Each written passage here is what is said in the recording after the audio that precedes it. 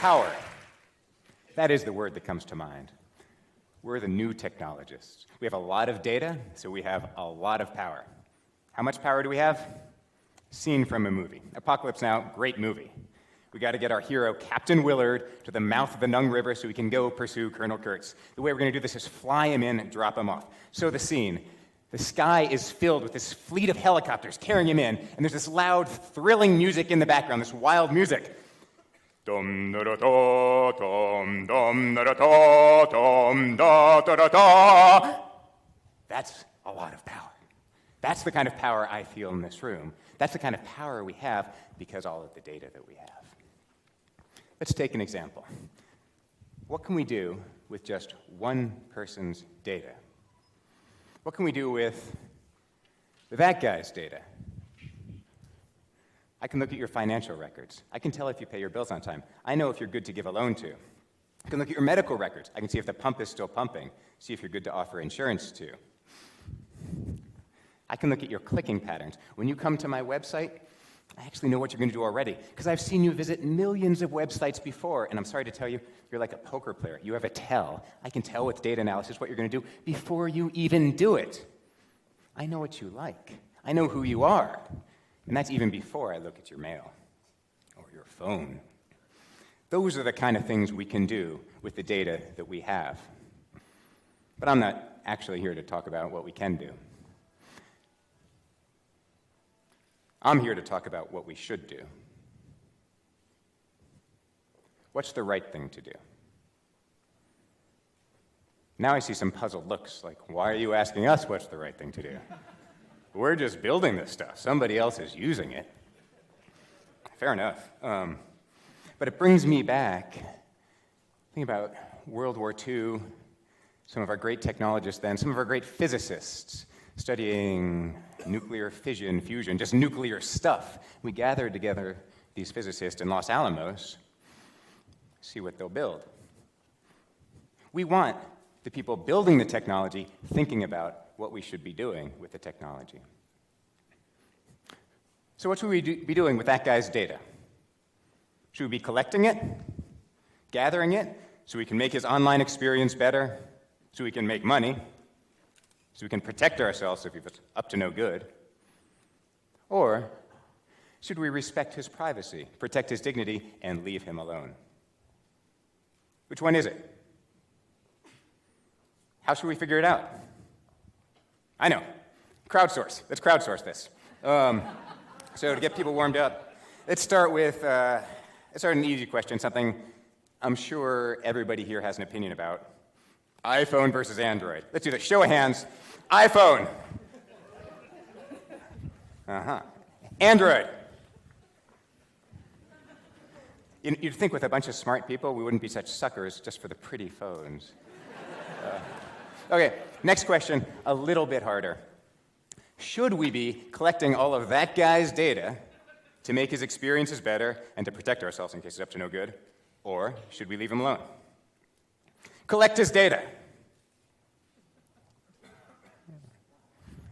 Leave him alone. You're safe. It's fine. Go. Okay, last question, harder question. When trying to evaluate what we should do in this case, should we use a Kantian deontological moral framework, or should we use a Millian consequentialist one? Kant. Mill. Not as many votes. Yeah, that's a terrifying result.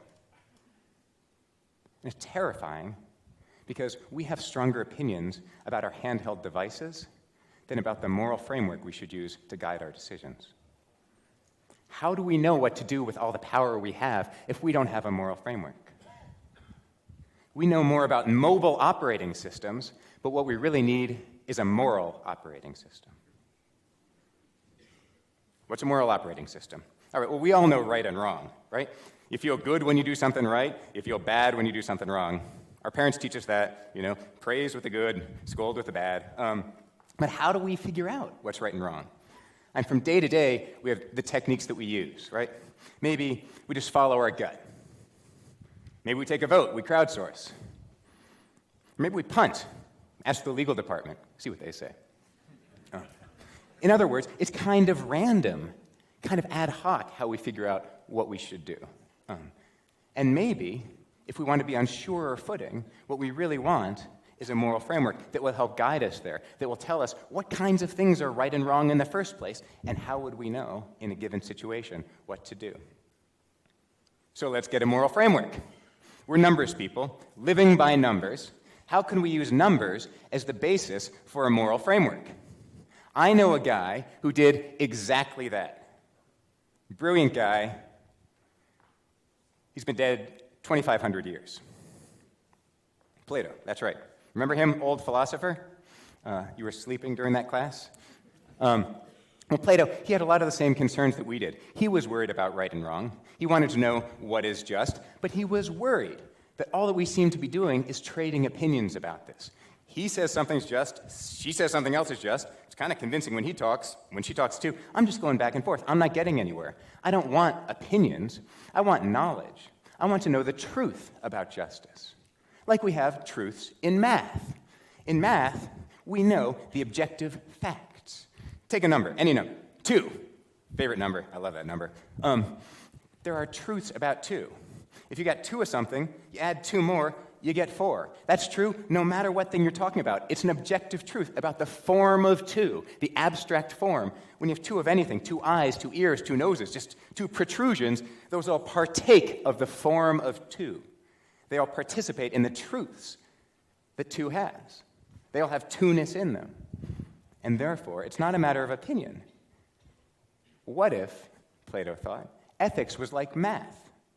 What if there were a pure form of justice? What if there are truths about justice? And you could just look around in this world and see which things partook of that form of justice. Then you would know what was really just and what wasn't. It wouldn't be a matter of just opinion or just appearances. That's a stunning vision. I mean, think about that. How grand, how ambitious. That's like as ambitious as we are. He wants to solve ethics. He wants objective truths. If you think that way, you have a Platonist moral framework. If you don't think that way, well, you have a lot of company in the history of Western philosophy because the tidy idea, people criticized it. Aristotle was, in particular, he was not amused. He thought it was impractical. Aristotle said, we should seek only so much precision in each subject as that subject allows. Aristotle thought ethics wasn't a lot like math. He thought ethics was a matter of making decisions in the here and now, using our best judgment to find the right path. If you think that, Plato's not your guy. But don't give up. Maybe there's another way that we can use numbers as the basis of our moral framework. How about this? What if, in any situation, you could just calculate, look at the choices, measure out which one's better, and know what to do? That sound familiar? Yep, that's a utilitarian moral framework. John Stuart Mill was a great advocate of this, nice guy besides, and only been dead 200 years. So, basis of utilitarianism, I'm sure you're familiar, at least the 3 people who voted for Mill before are familiar with this, but here's the way it works. What if what makes something moral is just a matter of if it maximizes pleasure and minimizes pain? It's not something intrinsic to the act. It's not like its relation to some abstract form. It's just a matter of the consequences. You just look at the consequences and see if overall it's for the good or for the worse. That would be simple. Then we know what to do. Let's take an example. Suppose I go up and I say, I'm going to take your phone, not just because it rang earlier, but I'm going to take it because I made a little calculation. I thought, that guy looks suspicious. And what if he's been sending little messages to bin Laden's hideout, or whoever took over after bin Laden, and he's actually like a terrorist, like a sleeper cell. I'm going to find that out, and when I find that out, I'm going to prevent a huge amount of damage that he could cause. That has a very high utility to prevent that damage. And compared to the little pain that it's going to cause, because it's going to be embarrassing when I'm looking on his phone and seeing he has a farm bill problem and that whole bit, that's overwhelmed by the value of looking at the phone. If you feel that way, that's a utilitarian choice. But maybe you don't feel that way either. Maybe you think, it's his phone. It's wrong to take his phone because he's a person and he has rights and he has dignity. And we can't just interfere with that. He has autonomy. It doesn't matter what the calculations are. There are things that are intrinsically wrong. Like lying is wrong. Like torturing innocent children is wrong. Kant was very good on this point. And he said it a little better than I'll say it. He said, we should use our reason to figure out the rules by which we should guide our conduct, and then it is our duty to follow those rules. It's not a matter of calculation. But let's stop. We're right in the thick of it, this philosophical thicket. And this goes on for thousands of years, because these are hard questions, and I've only got 15 minutes. So let's cut to the chase. How should we be making our decisions? Is it Plato? Is it Aristotle? Is it Kant? Is it Mill? What should we be doing? What's the answer? What's the formula that we can use in any situation to determine what we should do, whether we should use that guy's data or not? What's the formula? There's not a formula. There's not a simple answer. Ethics is hard. Ethics requires thinking. And that's uncomfortable. I know. I spent a lot of my career in artificial intelligence trying to build machines that could do some of this thinking for us. They could give us answers. But they can't. You can't just take human thinking and put it into a machine. We're the ones who have to do it. Happily, we're not machines, and we can do it. Not only can we think, we must. Hannah Arendt said, the sad truth is that most evil done in this world is not done by people who choose to be evil. It arises from not thinking. That's what she called the banality of evil. And the response to that is that we demand the exercise of thinking from every sane person. So let's do that. Let's think. In fact, let's start right now. Every person in this room, do this.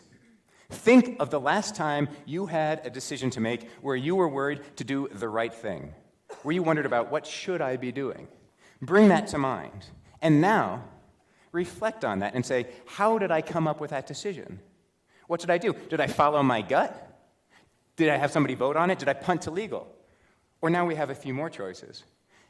Did I evaluate what would be the highest pleasure, like Mill would?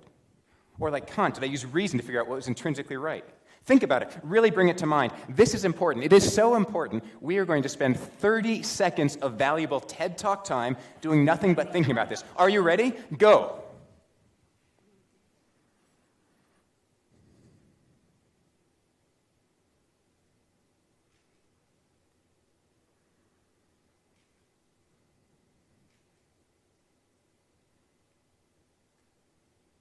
Stop. Good work. What you just did, that's the first step towards taking responsibility for what we should do with all of our power. Now the next step, try this. Go find a friend and explain to them how you made that decision. Not right now, wait till I finish talking. Do it over lunch. And don't just find another technologist friend. Find somebody different than you. Find an artist or a writer.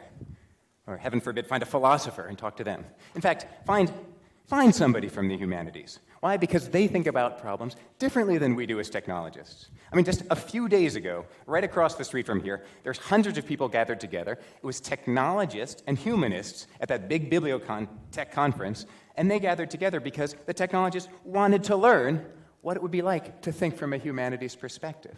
You have someone from Google talking to somebody who does comparative literature. You're thinking about the relevance of 17th century French theater. How does that bear upon venture capital, right? Well, that's interesting. That's a different way of thinking. And when you think in that way, you become more sensitive to the human considerations, which are crucial to making ethical decisions. So imagine that right now, you went and you found your musician friend, and you're telling them what we're talking about, about our whole data revolution, all this. Maybe you even hum a few bars of our theme music. Dum da da dum dum dum da da dum dum. Well, your musician friend will stop you and say, the theme music for your data revolution, that's an opera. That's Wagner. It's based on Norse legend. It's gods and mythical creatures fighting over magical jewelry. That's interesting. Now, it's also a beautiful opera. And we're moved by that opera. We're moved because it's about the battle between good and evil, about right and wrong. And we care about right and wrong. We care what happens in that opera. We care what happens in Apocalypse Now. And we certainly care what happens with our technologies. We have so much power today. It is up to us to figure out what to do. And that's the good news. We're the ones writing this opera. This is our movie. We figure out what will happen with this technology. We determine how this will all end. Thank you.